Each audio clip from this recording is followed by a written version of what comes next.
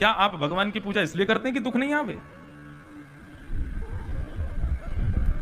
यदि ऐसा होता तो रामकृष्ण के जीवन में कभी दुख नहीं आता।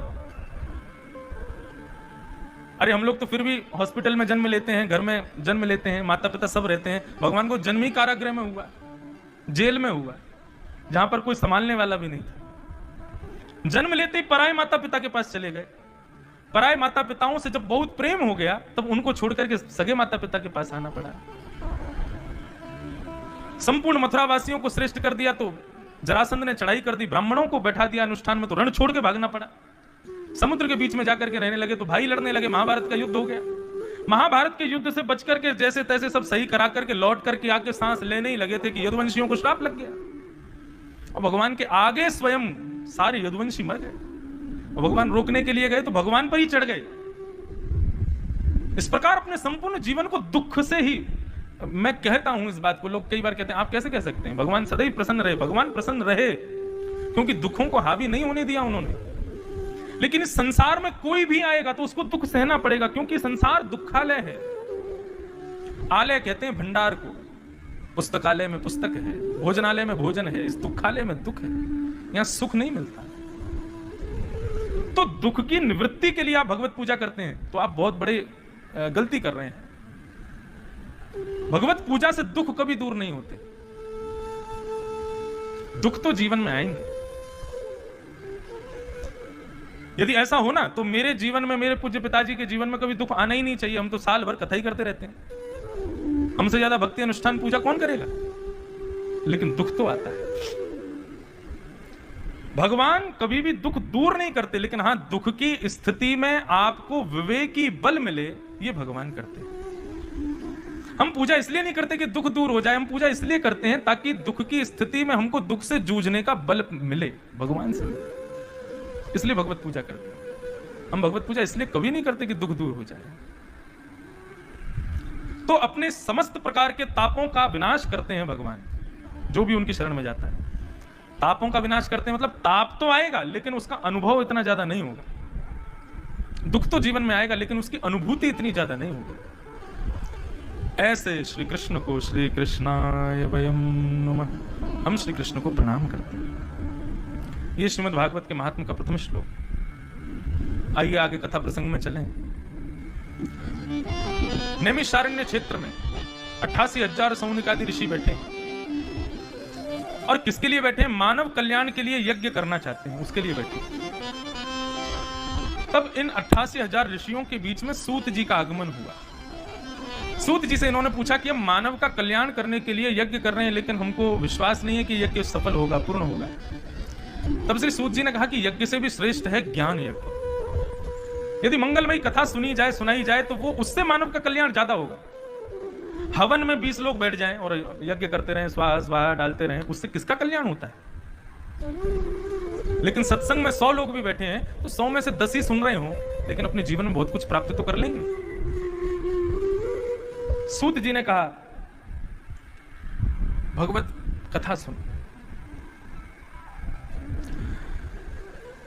कालव्याल मुख ग्रास त्रास निर्णास हेतवे श्रीमद् भागवतम शास्त्रम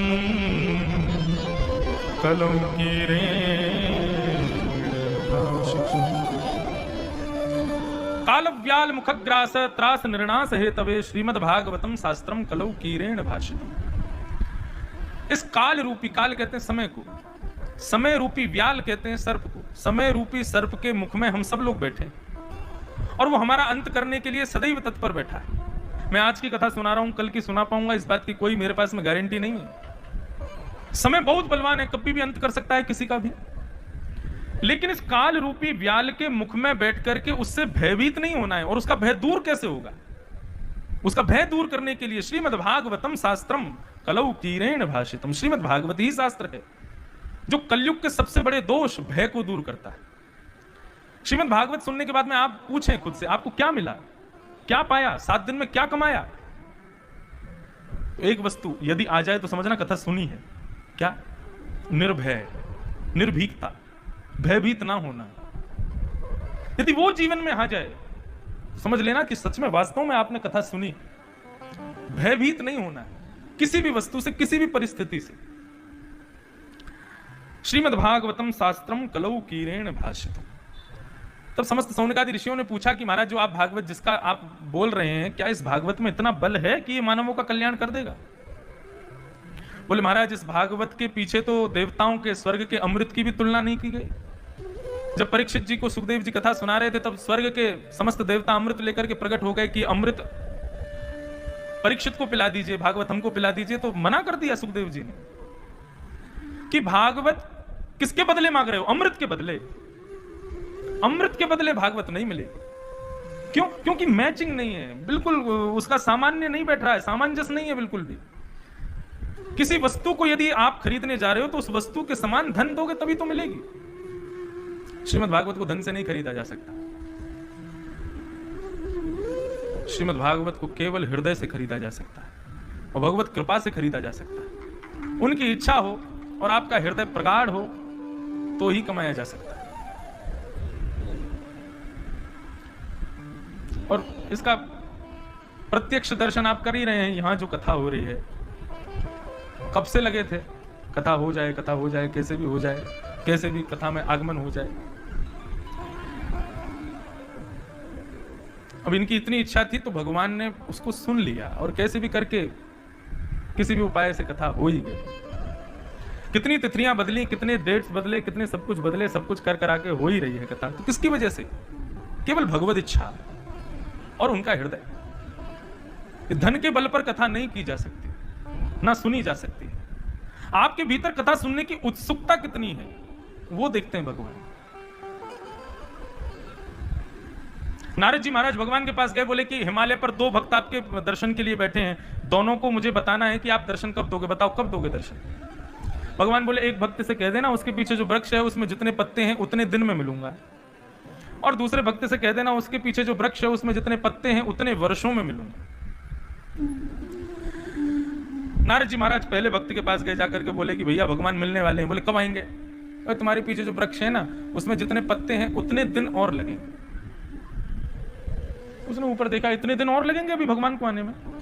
रोने लगा, दुखी हो गया, इतने दिन और प्रतीक्षा करनी पड़ेगी।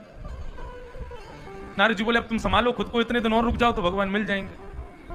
अरे मैं तो गलती आ गया, परिवार छोड़ के, घर छोड़ के, पत्नी बच्चे सबको छोड़ करके आया, भगवान तो दिन ब दिन बढ़ाए जाते हैं, इतने दिन और लगेंगे। नारद जी बोले, ये इतना दुखी हो रहा है तो दूसरा कितना दुखी होगा, उसको तो इतने वर्ष और लगेंगे अभी। दूसरे भक्त के पास गए, बोले कि भैया भगवान मिलने वाले हैं, कब मिलेंगे? तुम्हारे पीछे जो वृक्ष है उसमें जितने पत्ते हैं उतने वर्ष और लगेंगे। उसको जब जैसे ये बात कही है कि उतने वर्ष में भगवान मिलेंगे, बस मिलेंगे शब्द सुनते ही वो अपनी दोनों भुजाएं उठा करके नृत्य करने लगा। नारद जी को बार बार प्रणाम करने लगा। बोले, मैं आपका कैसे आभार व्यक्त करूं प्रभु, आपने इतना सुखद समाचार सुनाया। नारद जी महाराज बोले, तुमने सुनने में गलती तो नहीं की, इतने वर्ष और लगेंगे भगवान को अभी आने में।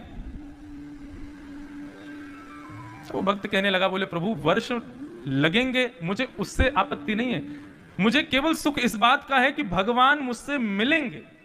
कब मिलेंगे मुझे नहीं पता, लेकिन वो मिलेंगे, मुझे इसी बात की खुशी है। वो चाहे अब मिले, कल मिले, सालों बाद मिले, लेकिन मिलेंगे ना। उन्होंने कह दिया है कि वो मिलेंगे, मुझे इसी बात की प्रसन्नता है। तत्क्षण वहां पर शंख चक्र गदा पद्मधारी श्रीमन नारायण वहीं प्रकट हो गए, दर्शन दे दिया। नारद जी महाराज ने चरण पकड़ लिए भगवान के, बोले कि आप झूठ बोलते हो, हमको झूठा बनाते हो, खुद भी झूठ बन जाते हो। भगवान बोले, हमने क्या झूठ बोला? आपने बोला था इतने वर्षों में मिलोगे, फिर इतनी जल्दी क्यों मिल गए? तो भगवान कहते हैं, तुमने उस भक्त को कहा उतने दिन में मिलूंगा, तो वो दुखी हो गया, हताश हो गया, निराश हो गया। लेकिन इसको आकर के कहा कि इतने वर्षों में मिलेंगे, ये सुनकर के आनंदित हो गया, प्रफुल्लित हो गया। इसके हृदय में जो मिलने की इच्छा थी, उत्कंठा थी, प्रबलता थी, वो इतनी तीव्र थी कि इसके साल भर का समय धीरे धीरे धीरे धीरे कम होता चला गया, और वो समय एक क्षण में परिणत हो गया, और एक क्षण होते ही में प्रकट हो गया। मैं वर्षों से, इतना वर्ष तपस्या करोगे, इतने व्रत करोगे, इतने नियम करोगे, उससे मैं मिलता हूं, ऐसा कभी नहीं है। आप जो भी करते हैं उसमें उत्सुकता कितनी है वो भगवान देखते हैं। उत्सुकता। तो श्रीमद् भागवत को केवल उत्सुकता से खरीदा जा सकता है। भागवत 4 शब्द। सुनो अब। ये एक दुकान खोली है मैंने, और इस दुकान का शॉपकीपर मैं हूं, इस दुकान का मालिक मैं हूं, दुकानदार मैं हूं। आप सब कौन हो? सब खरीदार बैठे हो सामने, सब खरीदने के लिए बैठे हो, कुछ ना कुछ सामान सब लेने के लिए आए। लेकिन मेरी दुकान पर केवल 4 ही सामान है देने को, भागवत। भा से भक्ति, ग से ज्ञान, व से वैराग्य और त से त्याग। केवल ये 4 वस्तु हैं। अब आप में से जिसको जो वस्तु चाहिए वो खरीद लेना अगले 7 दिन में। आप कहोगे हमको भक्ति चाहिए, तो भक्ति ऐसी नहीं मिलेगी। You have to buy it, खरीदना पड़ेगा उसको, पैसे देने पड़ेंगे। क्या खर्च करना पड़ेगा? आप यदि 7 दिन में यहां से भक्ति खरीदना चाहते हैं तो भक्ति के लिए आपको भाव का व्यय करना पड़ेगा। जब तक आपके भीतर भाव नहीं आएगा तब तक आप भक्ति को खरीद नहीं पाओगे। भाव समझते हैं ना? प्रेम, प्रेम को ही भाव कहते हैं। तो प्रेम का व्यय करना पड़ेगा, प्रेम का खर्चा करना पड़ेगा, तब भक्ति आपको प्राप्त हो। आप मुझे प्रेम दीजिए, मैं आपको भक्ति दे दूंगा। समय के अनुसार, जगह के अनुसार और श्रोताओं के अनुसार हर जगह कथा अलग जैसी होती है, सब जगह अलग होती है। कहीं कहीं बड़े विद्वान लोग बैठते हैं तो वहां पर साधारण कथा नहीं चलती, फिर तो वहां संस्कृत के श्लोक और उसी तरीके की कथा चलती है, ज्ञान परक कथा चलती है। अभी हम बिहार में कथा कर रहे थे तो वहां के बड़े सामान्य सीधे साधे लोग, तो हम बड़ी सीधी सीधी कथा करते थे जिससे उनको समझ आ जाए। वृंदावन की कथा होगी तो पूरी दुनिया एक तरफ और वृंदावन की कथा एक तरफ। वहां की कथा में अलग ही कथा चलती है। और उससे भी श्रेष्ठ श्री बद्रीनाथ धाम, वहां यदि कथा होती है तो एक अलग स्वरूप बनता है उसका। तो आप 7 दिन में भक्ति खरीदना चाहते हैं तो आपको प्रेम का व्यय करना पड़ेगा, भक्ति को खरीद लोगे आप। दूसरा ज्ञान। आप कहेंगे नहीं भक्ति तो हमें है, हमको ज्ञान चाहिए। तो ज्ञान को यदि खरीदना है तो ज्ञान के लिए आपको जिज्ञासा रूपी धन का व्यय करना पड़ेगा। जिज्ञासा, जिज्ञासा और तर्क दोनों में अंतर होता है। तर्क नहीं होना चाहिए, जिज्ञासा। कई लोग प्रश्न पता क्यों करते हैं? ये जानने के लिए कि इनको नॉलेज कितनी हम पता करें। और कई लोग इसलिए प्रश्न करते हैं क्योंकि वो जानना चाहते हैं कि इसका अर्थ क्या है, इसका उत्तर क्या है, इसका तात्पर्य क्या है। और कई लोग इसलिए भी प्रश्न करते हैं कि उन महाराज जी ने ऐसे बताया था, ये क्या बताएंगे? इनकी बात में ज्यादा वजन है या उनकी में ज्यादा वजन? दोनों में नाप तोल करते रहते हैं। लेकिन ज्ञान उसी को मिलता है जिसके भीतर जिज्ञासा हो, जानने की इच्छा हो। स्वामी विवेकानंद अपने गुरुदेव रामकृष्ण परमहंस के पास में गए, छोटे से नरेंद्र। गुरुजी से जाकर के बोले मुझे भगवान से मिलना है। गुरुजी बोले एक काम करो, माला जपो, 108 बार माला जपो, भगवान मिल जाएंगे। हाथ में माला लेकर के 108 बार नाम जपने लगे। 108 बार जपने के बाद में फिर गए, बोले कि भगवान तो नहीं मिले, कैसे मिलेंगे? बोले अब 108 जप लिया? बोले हाँ जप लिया। बोले अब 1008 बार जप। उन्होंने 1008 बार जपा। फिर गए, बोले गुरुजी भगवान तो अब भी नहीं मिले। 1008 जप लिया? बोले जप लिया। बोले 1,00,000 बार जप। पूरा दिन रात बैठ करके रामकृष्ण परमहंस की आज्ञा का पालन स्वामी विवेकानंद कर रहे हैं। 1,00,000 सवा लाख जाप किया और अंत में रोते हुए बोले मुझे भगवान अब भी नहीं मिले, क्या करूं मैं? गुरुदेव बोले चल मेरे साथ। लेकर के गए गंगा जी में। बोले कपड़े उतार। कपड़े उतार दिए। बोले कूद जा गंगा जी में। बोले भगवान मिलेंगे? बोले मिलेंगे ना, कूद तो सही। जैसे ही स्वामी विवेकानंद ने गोता लगाया तो रामकृष्ण परमहंस जी ने ऊपर से जाकर के उनका सर गंगा जी में दबा दिया भीतर। अब तो श्वास लेने के लिए फड़फड़ाने लगा छोटा सा बालक नरेंद्र। 1 मिनट तक दबा के रखे। जब लगा कि अब ये बहुत ज्यादा व्याकुल हो रहा है तब हाथ छोड़ा। स्वामी विवेकानंद बाहर आ गए, आकर के चित्त पड़ गए। बोले गुरुजी आप तो, मैंने तो कहा भगवान से मिला, तो आप तो मुझे ही भगवान के पास ही पहुंचा रहे थे। ऐसे भगवान मिलते हैं।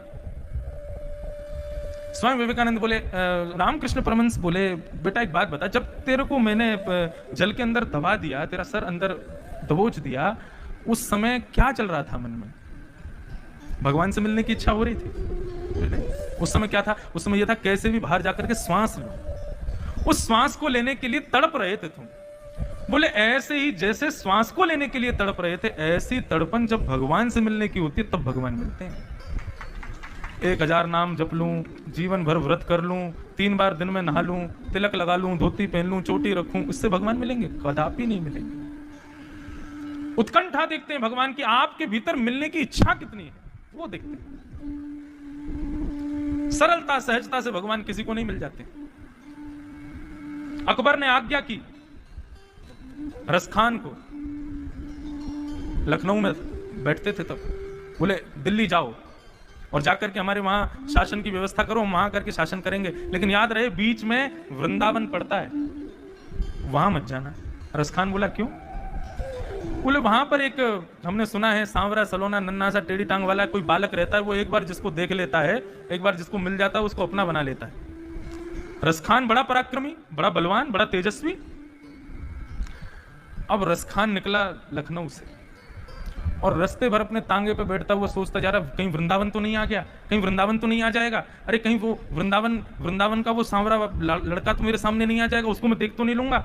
अरे नन्हा सा बालक देख करके अपना बना लेता है, कैसे संभव हो सकता है?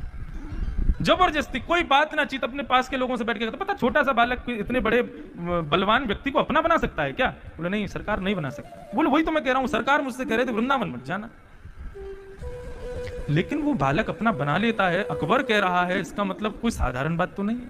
मतलब लखनऊ से लेकर के और वृंदावन तक एक क्षण के लिए भी उसके हृदय से भगवत स्मृति गई ही नहीं, सोचता ही रहा, ऐसा कैसा बालक है, ऐसा कैसा बालक। अब जैसे ही वृंदावन समीप आया, सामने दिखाई देने लगा निकुंज वन वृंदावन का, भयभीत हो गया रसखान। बोले ये कौन सी जगह है? बोले सरकार वही है जिसके लिए मना किया था, वृंदावन। अंदर नहीं जाएंगे हम लोग, बाहर से निकल जाएंगे सीधा दिल्ली के लिए। रसखान भयभीत हो रहा है, लेकिन उसके पग फिर भी वहीं बढ़ रहे हैं। जरा देखूं तो सही, एक बार देख लेता हूं, देख के तुरंत भाग जाऊंगा, उसके हाथ में नहीं आऊंगा, पर एक बार मुझे दिख जाए वो है कैसा। एक बार मुझे दिख गया, उसको देख करके सीधा दिल्ली पहुंचूंगा और जाकर के अकबर को बताऊंगा, देखो मैं बाजी जीत के आया। और फिर एक दिन दोबारा आऊंगा, उसको पकड़ करके अपने साथ ले जाऊंगा। फिर इस भावना से वृंदावन में जा रहा है रसखान। छोटी छोटी गलियां वृंदावन की, उनमें झांकता है, भीतर जाकर के देखता है कहीं यहां तो नहीं खड़ा, कहीं यहां तो नहीं खड़ा, अरे आगे मोड़ है, कहीं वहां नहीं खड़ा दिख जाए मुझको, तो पहले से ही सतर्क होकर जाता है कि दिखते ही भग जाऊंगा। पूरे वृंदावन में घूम लिया, अंत में आकर खड़ा हो गया, कुछ नहीं मिला। बादशाह ने भी बेवजह मुझको पागल बनाया, चलो छोड़ो वापस चलते हैं। जैसे ही पीछे मुड़ा है, त्रिभंगलली महाराज, ऐसा अद्भुत भेष उनका, कटीले नेत्र हैं, सुंदर मोती जैसे दांत हैं, सांवरा सलोना स्वरूप है, मोर मुकुट धारण किए हैं, त्रिभंगलली दोनों पैरों को टेढ़ा कर करके और इस प्रकार कमर पर हाथ रख करके जब तिरछी नजर से रसखान को देखते हैं और देख करके केवल मुस्कुराहट आती है चेहरे पर। देखते ही रसखान मूर्छित होकर के गिर गए और जब होश में आया है तब सैनिक खड़े हैं, सैनिकों से पूछता है तुम लोग कौन हो, कहां से आए हो, क्या है? वो कहां है जो मुझे दिखा था? और उसको खोजने के लिए पूरे वृंदावन में घूमता है, पूरे ब्रज में घूमता है, अपने गले में तुलसी की मालाएं पहन करके रहता है, यमुना जी में स्नान करता है, ब्रज की रज में लेटता है, संतों को प्रणाम करता है, जहां बैठता है वहीं रुदन करता है, मुझे कब मिलेंगे, कब दिखेंगे। ऐसी रसखान की स्थिति हो गई। सब जगह भ्रमण करता करता करता करता भगवान की, लोग एक तुलसी की माला गले में पहनते हैं, रसखान पूरा शरीर में तुलसी की माला पहनता था। उसको किसी ने पूछा, रसखान तुम इतनी तुलसी माला क्यों पहनते हो? तब उसने कहा कि आप सब तो एक श्रेष्ठ कुल में जन्मे हैं, आपका तो परिवार भी अच्छा है, आपके यहां सब शुद्ध भोजन करते हैं, आप सब लोग तो एक श्रेष्ठ कुल के बालक हैं, आप लोग एक तुलसी भी गले में पहनोगे तो इस संसार रूपी सागर से पार हो जाओगे, लेकिन मैं तो एक म्लेच्छ खानदान में जन्मा हूं, मैं एक म्लेच्छ हूं, मेरे हाथ का तो स्पर्श भी भगवान को अपवित्र है। ऐसा अपवित्र मैं रसखान में एक तुलसी से पार नहीं हो पाऊंगा, इसलिए पूरे अंग में तुलसी पहन करके घूमता हूं। ताही अहीर की छोहरिया छचिया भरी छाछ पे नाच नचाए। और रसखान ने कैसे अद्भुत अद्भुत ठाकुर जी के पद गाए हैं। ऐसे म्लेच्छ परिवारों के कई भक्त हुए भगवान के। एक अकबर की जाने कौन किसी राजा की पत्नी थी, कोई बेगम थी, वो पहली बार ब्रजमंडल आई थी और ब्रज में आकर के जब गिरिराज पर बैठे हुए श्रीनाथ जी का उसने दर्शन किया, उन्हीं की हो, उनका दर्शन करते ही महाराज अब उसको कोई नहीं दिखाई देता, तो उसने एक पद गाया, सोनू दिल जानी मेरे दिल की कहानी, तेरे हाथ हो बिकानी, तेरे हाथ हो बिकानी, बदनाम भी सहूंगी, सुनो दिल जानी मेरे दिल की कहानी, सुनो दिल जानी दिल की कहानी, तेरे हाथ हो बिकानी, तेरे हाथ हो बिकानी, तेरे हाथ हो बिकानी, तेरे हाथ हो बिकानी,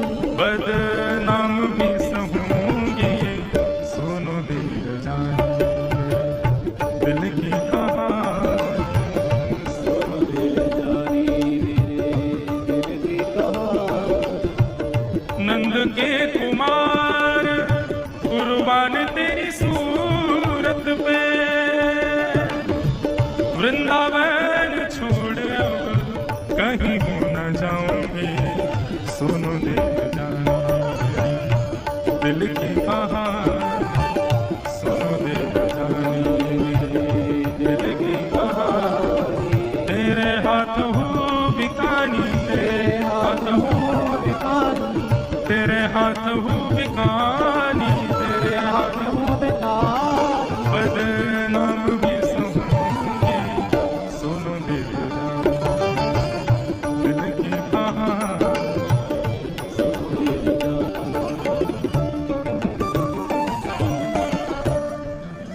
उनका नाम स्मरण नहीं आ रहा है, कोई बेगम थी, किसी म्लेच्छ राजा की पत्नी थी। पहली बार ठाकुर जी के मुखमंडल को देखा और मुखमंडल को देख करके बस आज भी उनकी कब्र हमारे ब्रज में ही है और गोकुल में है। ठाकुर जी के स्मरण तो सो ही सुहागन प्रिय जाही रीझ हैं। ठाकुर जी जिससे रीझ जाए, चाहे वो कोई भी हो, फिर उसको अपना बना ही लेते हैं।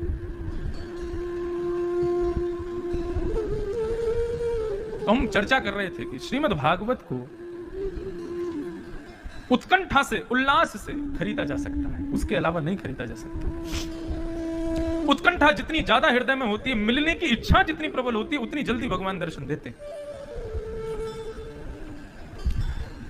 इस प्रकार श्रीमद् भागवत की कथा सबसे पहले किसने किसको सुनाई? तब बताया गया आपको, बोले कि सबसे पहले कथा सनक सनंदन सनातन सनत कुमारों ने श्री नारद जी महाराज को सुनाई। कहां सुनाई? ऋषिकेश में सुनाई। क्यों सुनाई? नारद जी को तो श्राप लगा है, वो एक स्थान पर बैठ ही नहीं सकते ज्यादा देर तक। तब कहा कि भैया नारद जी एक बार पृथ्वी पर भ्रमण कर रहे थे, तो पृथ्वी पर भ्रमण करते करते सब जगह घूमते घूमते वे कहां पहुंचे, सब जगह उन्होंने देखा कि सब उल्टा सीधा हो रहा है। श्रीमद् भागवत में सब बताया गया आजकल के लोग कैसे हैं। मंदः सुमंद मतयोः मंद भाग्या व्युपद्रुता।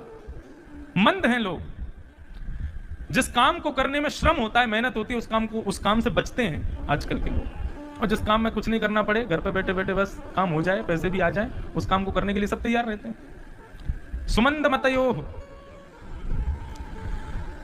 पाखंड निरताम संतोह विरक्ता सब परिग्रह। लोगों के भीतर पाखंड बहुत व्याप्त होता जा रहा है इस कलयुग में।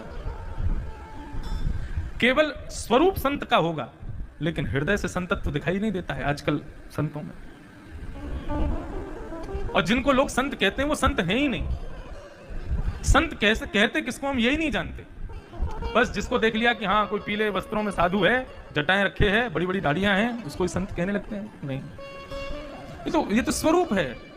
और इस स्वरूप को ही धारण किया था रावण ने जब सीता जी का हरण करने आया था। स्वरूप से संत होता तो फिर रावण भी संत कहलाता, लेकिन नहीं, वो रावण ही है। स्वरूप से संत नहीं होता, स्वभाव से संत होता है। और यदि स्वभाव किसी के भीतर वो हैं जो संत के होने चाहिए, तो ऐसा व्यक्ति स्वरूप फिर कैसा भी रखे, जीन्स भी पहने, तो भी वो संत है, लेकिन स्वभाव होना चाहिए। नारद जी महाराज बोले, सब जगह भ्रमण करता हुआ मैं कहां पहुंचा? यमुना के पुलिन वृंदावन पर। वहां मैंने एक आश्चर्य देखा कि एक युवती बैठी है, उसकी गोद में दो वृद्ध लेटे हुए हैं। मैंने उससे पूछा कि तुम कौन हो, ये दोनों वृद्ध कौन हैं? तब उस युवती ने बताया, मैं भक्ति हूं और ये दोनों मेरे पुत्र हैं, ज्ञान और वैराग्य। बहुत ध्यान से सुनिएगा सब लोग। अहम भक्ति ऋतिख्या था इमो मेतन यो मतौ। ये दोनों मेरे पुत्र हैं, मैं भक्ति हूं। नारद जी बोले, माता जी युवान हैं और बच्चे बुढ़े हो गए, ये कैसे हो सकता है? भक्ति महारानी कहने लगी कि महाराज, लोगों में भक्ति तो बहुत है, लेकिन ज्ञान वैराग्य का अभाव है। और हम जिस स्थान पर जाते हैं, वहां के लोगों में जिस वस्तु का अभाव होता है, हम में से वही बुढ़ा हो जाता है। लेकिन वृंदावन आकर के मैं तो युवान हो गई, लेकिन मेरे ज्ञान वैराग्य दोनों पुत्र अभी भी वृद्ध हैं। भक्ति सब करते हैं, लेकिन ज्ञान और वैराग्य किसी के जीवन में नहीं होता। लोग समझते ही नहीं है, जानते ही नहीं है कि ज्ञान कहते किसको, वैराग्य कहते किसको।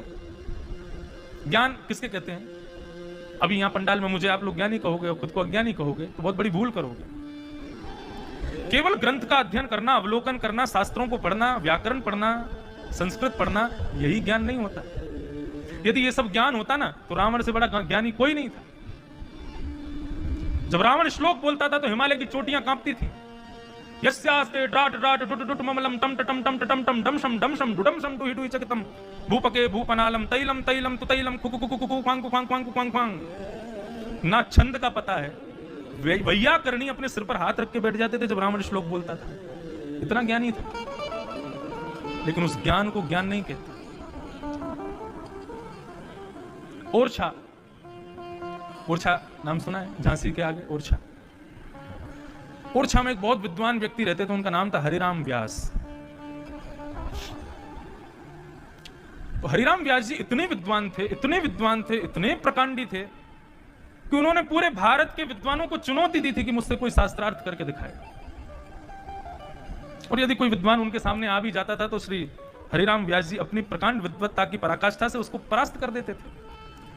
बहुत सावधानी से सुनिए और सब लोग केवल इधर देखिए। आप हमको देखने बैठे हैं ना, नजर नहीं लगेगी, आप केवल हमको ही देखिए और कहीं मत देखिए, या भागवत जी को देखिए। लेकिन आप इधर उधर देखेंगे तो मैं इधर उधर देख के कथा कर रहा हूं, आपको ही देख रहे हैं ना, तो आप भी हमको ही देखिए बस। तो श्री हरिराम व्यास, आज पहला दिन है ना कथा का, तो मैं पहचान बना रहा हूं, आप लोगों को पहचान रहा हूं। एक दिन का समय तो मुझे दीजिए कि मैं समझूं आप लोग क्या सुनते हैं, क्या समझते हैं। तो श्री हरिराम व्यास जी बहुत विद्वान थे। उन्होंने भारत के समस्त विद्वानों को चुनौती तो दी थी, वो तो बात अलग है, लेकिन अब वो क्या करते थे कि बड़े बड़े विद्वानों के गढ़ पर जाते थे और वहां बैठ करके उन विद्वानों को हराते थे। ये उनका नित्य कर्म बन गया था। सब जगह के विद्वानों को परास्त किया, केवल एक स्थान बचा था, काशी, बनारस। हरिराम व्यास जी अपनी पूरी बैलगाड़ी में ग्रंथ भर के चलते थे उनके साथ। ओरछा से सीधे पहुंचे बनारस और बनारस के विद्वानों को जाकर के चुनौती दे दी, 3 दिन के लिए आया हूं, सब आकर के मुझसे शास्त्रार्थ करो। यदि किसी ने हरा दिया तो आज के बाद मौन धारण कर लूंगा, बोलूंगा नहीं मैं। सब विद्वान घबरा गए, काशी विश्वनाथ भगवान के पास गए और जाकर के प्रार्थना करने लगे, हे विश्वनाथ, आपकी काशी की भूमि विद्वानों के लिए जानी जाती है, यदि हम 3 दिन में इनसे परास्त हो गए तो काशी का नाम धूमिल हो जाएगा, आप हमारी रक्षा करो। तब काशी विश्वनाथ भगवान एक दीनहीन से ब्राह्मण का रूप धारण करके, भगवान शिव एक ब्राह्मण का रूप धारण करके और हरिराम व्यास जी के पास गए। हरिराम व्यास जी के सेवक को कहा कि महाराज मैं एक काशी का ब्राह्मण हूं, मिलने आया हूं। अंदर जाकर के कहा महाराज कोई विद्वान आया है आपसे शास्त्रार्थ करने, बोले बुलाओ। शंकर जी को भीतर ले गए, जाकर के बिठाया तो शंकर जी उनको प्रणाम करने लगे। कहिए किस विषय पर शास्त्रार्थ करेंगे आप मेरे साथ? हरिराम व्यास जी के इस बात को सुनकर के शंकर जी बोले महाराज मैं शास्त्र नहीं जानता, मैं अर्थ नहीं कर पाऊंगा। आप इतने बड़े विद्वान हैं, मैं तो अपने प्रश्न का समाधान पूछने आया।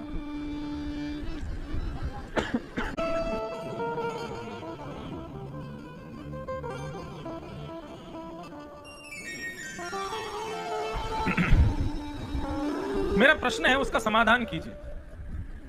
हरिराम व्यास जी बोले क्या प्रश्न है? बोले विवेक किसे कहते हैं? विवेक का तात्पर्य क्या? विवेक कहते किसे? वाह, ग्राम सिंह ये भी कथा में पधारे, स्वागत। बस बस एक ही चले जाओ।